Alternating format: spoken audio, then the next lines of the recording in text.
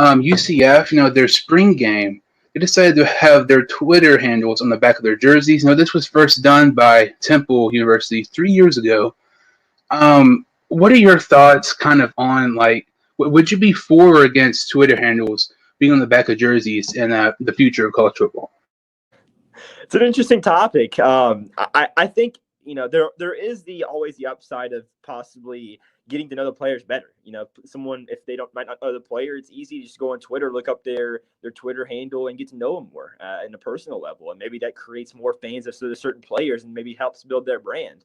So on paper, I really like it. At the same time, it is a little tough to see a long Twitter handle and then it paint over to another screen. You not be able to find it for another hour until you have to look back at it again. So it might be a little bit difficult to actually see the Twitter handle, but it's a pretty good idea. I think that if players are wanting to build their own brand, a lot of times players try to market themselves to help their draft stock raise.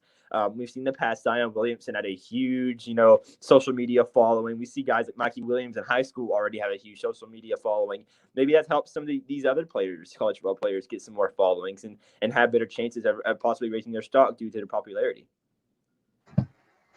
I wouldn't be against it for spring games, but to me, and like, let's say national championship game, like, somebody could have the back of their jersey, Hannah Montana fan #1, or something like stupid like that.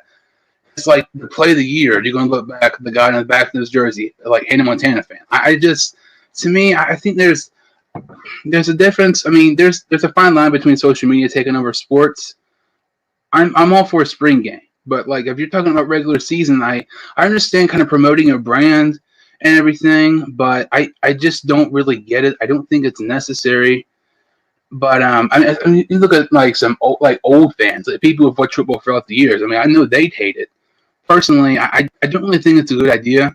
I'm not totally against it, but I'm just not really for it. I think another issue, if it becomes a regular season thing, is the fact that if a player makes a poor play or something like that, they would be prone to possibly getting harassed on Twitter, and we don't want to see that for any player. We've seen a lot of death threats, especially during the March Madness fiasco with I believe it was Washington of Ohio State. I got a lot of harassments after missing that shot in the final minutes of the game. I wouldn't like to see that at all. That's just not something that needs to happen on social media. And so I do agree with you. I think maybe it being a little in the regular season might be a bit of overkill. But going for spring games or something like that, getting your name out there and getting maybe a couple extra followers, a couple hundred extra followers is never a bad thing. Just to make some new friends possibly and help increase your brand.